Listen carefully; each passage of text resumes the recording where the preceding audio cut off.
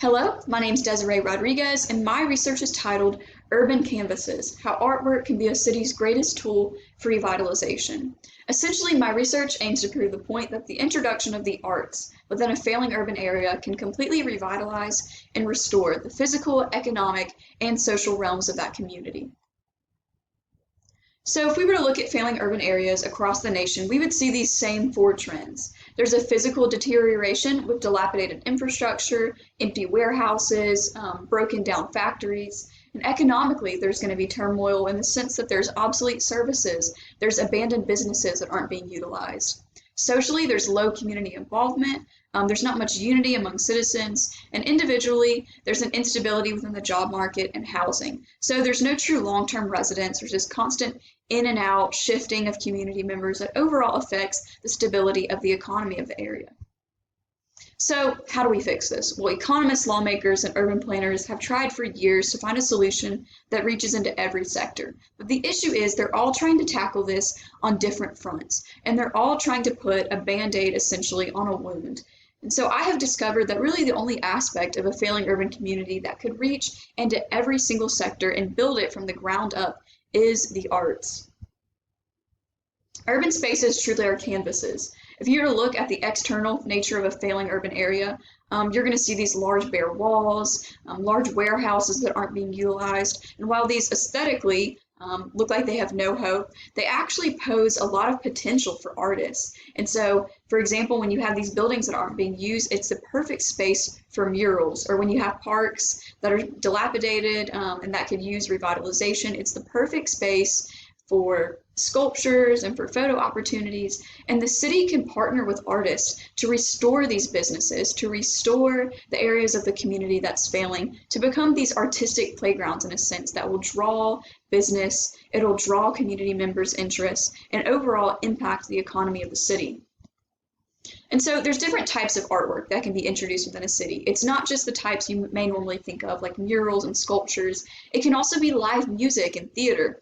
And so if we look at the very first one, is fine art. It is characterized by public ownership and participation. This is going to include museums, theater, murals, monuments. Public art has a very positive relationship to community development because since it can be created by anybody, since it can be relatively free to experience by anybody, the monetary benefits and the physical benefits of fine art can also be reaped by anybody that chooses. And so this is very positive for a community that needs that first step to revitalize. Something as small as a mural may look like it just has an aesthetic effect, but it truly has a ripple effect for community members.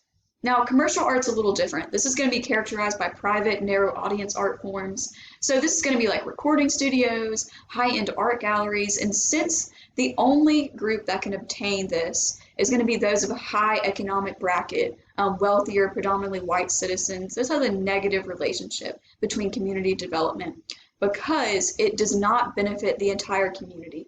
It only benefits a select group, and this could actually lead to gentrification. Which is when a wealthier group completely displaces the current members of the community. So there's overall benefits of artwork, physically, economically, socially, and individually.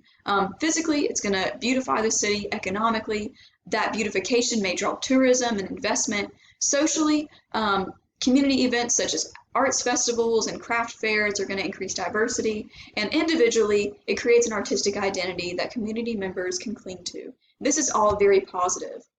One main concern with the introduction of arts within a city is that it would cause gentrification, which is essentially when the only group that can obtain the rising housing prices, the rising food costs, or price of just general goods within the area are those of a wealthier, predominantly white crowd. And so as they move in and as they're attracted to this new modernized version of a city, they completely displace and take over current residents that no longer can afford the city.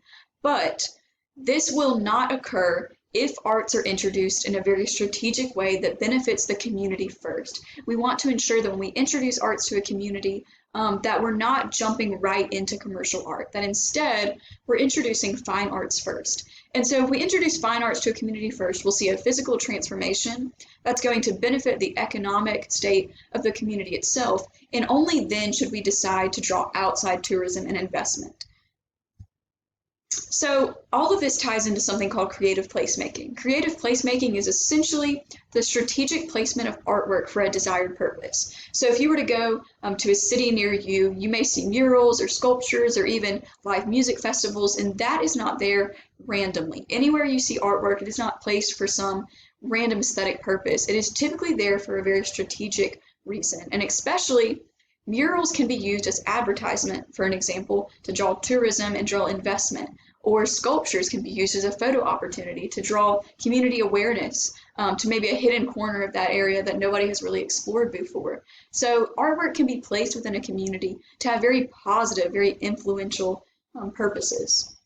So downtown Hattiesburg is a perfect case study. If you were to look at downtown Hattiesburg, Mississippi, you would see artwork within every field. There's a bit of fine art, there's a bit of commercial art, and all of those pieces of art have been introduced to that community for a strategic purpose.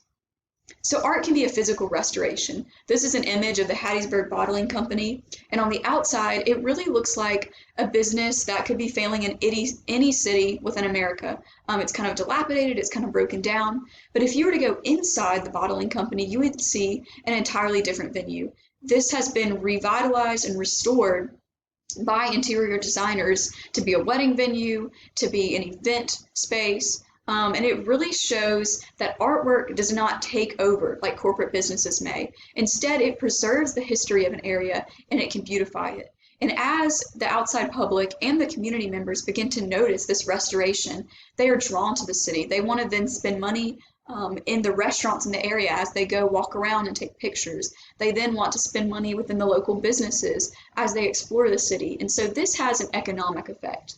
This image on the right is very interesting. It's an electrical box within downtown Hattiesburg that has been painted. And this isn't just there for an aesthetic purpose. Once again, the community noticed during COVID that its members, especially its artistic community members, were not receiving any income because of the lack of festivals and commission work. And so the city directly partnered with artists to introduce these painted electrical boxes. And so it had two purposes. Not only did it beautify the city, but it made sure that their community members had a stable income, that they could then pour that revenue right back into the community. And the entire purpose of establishing community partnerships, community stability, is so that the failing urban area can stand alone economically. It's not depending on outside corporate businesses. It creates this chain effect in which if they are stable in and of themselves as a community through craft festivals and small businesses, they will thrive no matter what happens. So art can also be a tourist attraction. This is an image of a mural outside of T-Bones in downtown Hattiesburg, and the entire purpose of this is to draw business to T-Bones, for people to take a picture and walk inside and spend money. So art can also be a living, walking advertisement that can impact the economic state of a city. Also, it's a social transformer. It creates a sort of pride and artistic identity among community members. And art can also be exploration. This is the Pocket Museum in downtown Hattiesburg, and the entire purpose of the Pocket Museum is so that people will go and find it. And as they go to try to find it, they will explore new sides of the city that they've never seen before. And lastly, art truly can be a voice for marginalized voices. And so this image right here is supposed to be honoring the women's suffrage movement. And essentially, the beautiful thing about art is that it's unavoidable. If you are viewing artwork, if you are viewing a piece of live music or a mural, you are actively participating in it. And so for that reason, artwork can be an expression for people that are otherwise not really noted or not really noticed within the community. And that's an extremely positive thing. So overview, artwork can be a launching point for physical, economic, and social growth, and it really impacts the heart of the community directly. As the community is filled with these beautiful, empowering messages or sculptures or advertisements, it draws community members out of their homes. It ensures that small businesses are created, and overall, it adds to the community's success. So thank you so much. These are my works consulted, and I hope that you learned a little bit about the benefits of artwork within a community. And go downtown, go explore, and go have fun. Thank you.